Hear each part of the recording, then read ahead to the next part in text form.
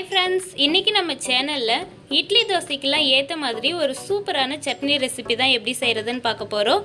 சட்னி வந்து எப்பவும் ஒரே மாதிரி செய்யாமல் இந்த மாதிரி கொஞ்சம் வித்தியாசமாக செஞ்சு பாருங்கள். இந்த சட்னி வந்து ரொம்பவே டேஸ்ட்டாக இருக்கும், கொஞ்சம் வித்தியாசமாகவும் இருக்கும். வீட்டில் வந்து குழந்தைங்க டெய்லி இட்லி தோசை செஞ்சு கொடுத்தா சாப்பிடவே மாட்டாங்க. ஆனால் அந்த இட்லி தோசைக்கு இது மாதிரி கொஞ்சம் டிஃப்ரெண்ட்டான சட்னிலாம் செஞ்சு கொடுத்தா கண்டிப்பாக அடம்பிடிக்காமல் சாப்பிட்ருவாங்க. இந்த சட்னி வந்து எப்படி செய்கிறதுன்னு வீடியோக்குள்ளே போயிட்டு பார்க்கலாம். கண்டிப்பாக ட்ரை பண்ணி பாருங்கள். வாங்க இப்போ வீடியோக்குள்ளே போயிட்டு இந்த சட்னி எப்படி செய்கிறதுன்னு பார்க்கலாம். ஃபஸ்ட்டு இந்த சட்னி செய்கிறதுக்கு நம்ம வெங்காயத்தை வந்து சுட்டு எடுக்கணும். அதுக்காக ஸ்டவ் ஆன் பண்ணிவிட்டு வெங்காயத்தை வந்து சுட ஸ்டார்ட் பண்ணிடலாம். நான் வந்து 2 பெரிய சைஸ் வெங்காயத்தையும் அது கூடவே ஒரு 4 சின்ன வெங்காயமும் எடுத்திருக்கேன். நம்ம இந்த மாதிரி சாம்பார் வெங்காயம் சேர்க்கறதுனால நம்மளுக்கு வந்து ரொம்பவே டேஸ்ட்டாக இருக்கும் சட்னி. உங்ககிட்ட வந்து சின்ன வெங்காயம் இல்லைன்னா நீங்கள் பெரிய வெங்காயத்திலே கூட செய்யலாம். இப்போ வெங்காயம் சேர்த்ததுக்கு அப்புறமா ஸ்டவ்வை வந்து மீடியம் ஃப்ளேமில் வச்சுட்டு இந்த வெங்காயத்தை நல்லா சுட்டு எடுத்துக்கோங்க. நம்ம வந்து மீடியம் ஃப்ளேமில் வச்சுட்டு சுடும்போது தான் நம்மளுக்கு வெங்காயம் வந்து உள்ளே சூப்பராக வெந்து வந்துடும். நீங்கள் வந்து ஹை ஃப்ளேமில் வச்சுட்டிங்கன்னா மேலே வந்து சீக்கிரமாகவே கருத்து போன மாதிரி ஆகிடும். ஆனால் உள்ளே வந்து சுத்தமாக வெங்காயம் வெந்திருக்காது.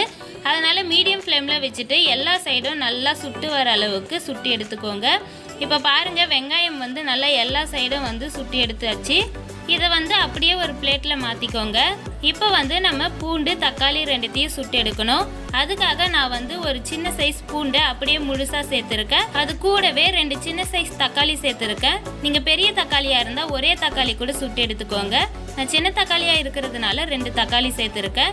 இப்போ வந்து இந்த பூண்டு தக்காளி எல்லாத்தையுமே நல்லா சுட்டு எடுத்துக்கலாம். வெங்காயம் தக்காளியை வதக்கி செய்யாமல் இது மாதிரி நம்ம சுட்டு சட்னி செய்யும்போது சட்னி வந்து டேஸ்ட்டாக இருக்கும். அந்த ஸ்மோக்கி ஸ்மெல்லில் நம்மளுக்கு ரொம்பவே சூப்பராக இருக்கும் சட்னி சாப்பிடும்போது. இப்போ பாருங்கள், நம்ம சேர்த்துருக்கிற பூண்டு தக்காளி எல்லாமே நல்லா சுட்டு வந்திருக்கு.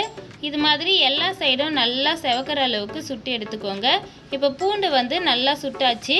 இதை எடுத்து ஒரு பிளேட்டுக்கு மாற்றிக்கலாம். அதே மாதிரி தக்காளியும் பாருங்கள், மேலே இருக்கிற தோலெல்லாம் நல்லா பிரிஞ்சு வந்திருக்கு. இந்த அளவுக்கு நம்ம தக்காளியும் சுட்டு எடுத்துக்கணும். இப்போ இது எல்லாத்தையும் ஒரு பிளேட்டில் மாற்றினதுக்கப்புறமா இது நல்லா ஆறட்டும். இது நல்லா ஆறுனதுக்கப்புறமா இந்த வெங்காயத்துக்கு மேலே இருக்கிற தோலை மட்டும் நம்ம தனியாக பிரித்து எடுத்துக்கலாம். அதுக்குன்னு ரொம்ப சுத்தமாலாம் பிரித்து எடுக்க தேவையில்லை.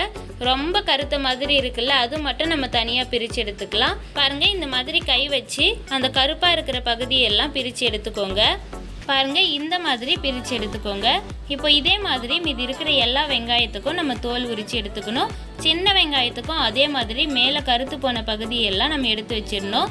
அதே மாதிரி இந்த தோல் உரிச்சதுக்கப்புறம் நம்ம தண்ணி ஊற்றிலாம் கழுவக்கூடாது. நம்ம அப்படியே தான் செய்யணும். அப்படியே செய்யும்போது தான் நம்மளுக்கு சட்னி வந்து ரொம்பவே டேஸ்ட்டாக இருக்கும். வெங்காயம்லாம் தோல் உரிச்சதுக்கப்புறமா இதே மாதிரி தக்காளி மேலே இருக்கிற தோலையும் உரித்து எடுத்துக்கோங்க. தக்காளி மேலே இருக்கிற தோல் வந்து ரொம்பவே ஈஸியாக வந்துடும். நம்ம கை வச்சு லைட்டாக பிரிக்கும் போதே அந்த தக்காளிக்கு மேலே இருக்கிற தோலெல்லாம் நல்லா வந்துடும்.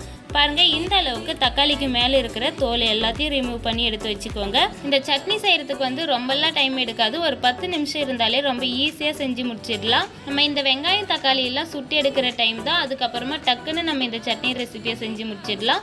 இப்போ தக்காளிக்கெல்லாம் தோல் உரிச்சதுக்கப்புறமா நம்ம சுட்டு வச்சுருக்க பூண்டையும் இது மாதிரி தோல் உரித்து எடுத்துக்கோங்க. பாருங்கள், இந்த மாதிரி எல்லா பூண்டுக்கும் தோல் உரித்து எடுத்து வச்சுக்கோங்க. நம்ம கழுவெல்லாம் தேவையில்லை. இப்போ நம்ம சுட்டு வச்சுருக்க வெங்காயத்தை கத்தி வச்சு கட் பண்ணிக்கலாம். ரொம்ப பொடியாக கட் பண்ணணும்னு அவசியம் கிடையாது. ஒரு 3-4 பீஸாக கட் பண்ணாலே போதும். நம்ம மிக்ஸி ஜாரில் சேர்த்து அரைக்க தான் போகிறோம். அதனால் ஒரு ரஃப்பாக கட் பண்ணிக்கோங்க. இதே மாதிரி தக்காளியும் 2 கட் பண்ணிக்கோங்க. இப்போ வந்து ஸ்டவ் ஆன் பண்ணிவிட்டு ஒரு பேன் வச்சுக்கோங்க. அதில் கொஞ்சமாக எண்ணெய் சேர்த்துக்கோங்க. எண்ணெய் நல்லா காஞ்சதுக்கப்புறம் அது கூட ஒரு 2 டேபிள் ஸ்பூன் அளவுக்கு உளுந்து சேர்த்துக்கோங்க. உளுந்து சேர்த்ததுக்கப்புறமா கரண்டியை வச்சு நல்லா மிக்ஸ் பண்ணிக்கிட்டே இருங்க. உளுந்து ஓரளவு கலர் மாறினதுக்கப்புறம் இது கூட காரத்துக்கு ஏற்ற மாதிரி வரமிளகாய் சேர்த்துக்கோங்க. நான் வந்து 4 சின்ன சைஸ் வரமிளகாய் எடுத்திருக்கேன்.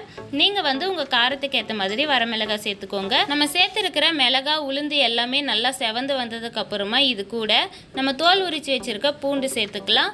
இது கூடவே நம்ம கட் பண்ணி வச்சுருக்க வெங்காயம் தக்காளி எல்லாம் சேர்த்துக்கலாம். சேர்த்ததுக்கப்புறமா ஒரு டைம் நல்லா மிக்ஸ் பண்ணிவிட்டு ஸ்டவ் ஆஃப் பண்ணிவிடுங்க. அவ்வளோதான். நம்ம வந்து இதை வதக்கணும்னு அவசியம் கிடையாது. நம்ம சுட்டு எடுத்துருக்கிறதுனால இதை வதக்க தேவையில்லை. ஸ்டவ் ஆஃப் பண்ணிவிட்டு இது நல்லா ஆற வச்சுடுங்க. இது நல்லா ஆறுனதுக்கப்புறமா ஒரு மிக்ஸி ஜாரில் சேர்த்துட்டு நம்ம அரைக்கணும். இப்போ வந்து நல்லா ஆறுனதும் இந்த வெங்காயம் தக்காளி எல்லாத்தையும் ஒரு மிக்ஸி ஜாரில் சேர்த்துட்டு அது கூடவே இந்த சட்னிக்கு தேவையான அளவு உப்பு சேர்த்துக்கலாம். உப்பு சேர்த்ததுக்கப்புறமா இந்த சட்னியை நல்லா அரைச்சி எடுத்துக்கோங்க. ரொம்ப மைய அரைக்கக்கூடாது, அதே மாதிரி ரொம்ப கொரன்னு அரைக்காதீங்க. கொஞ்சம் மீடியமாக அரைச்சிக்கோங்க. இப்போ அரைச்சதுக்கப்புறமா அந்த சட்னியை ஒரு பவுலில் சேர்த்துக்கலாம். சேர்த்துட்டு நம்மளுக்கு தேவையான அளவு தண்ணி சேர்த்து மிக்ஸ் பண்ணிக்கலாம். கடைசியாக எப்பவும் போல் எண்ணெயில் கடுகு கருவேப்பிலை போட்டு தாளிச்சுக்கோங்க. அவ்வளோதான், ரொம்பவே டேஸ்டியான சட்னி வந்து ரெடி ஆயிடுச்சு.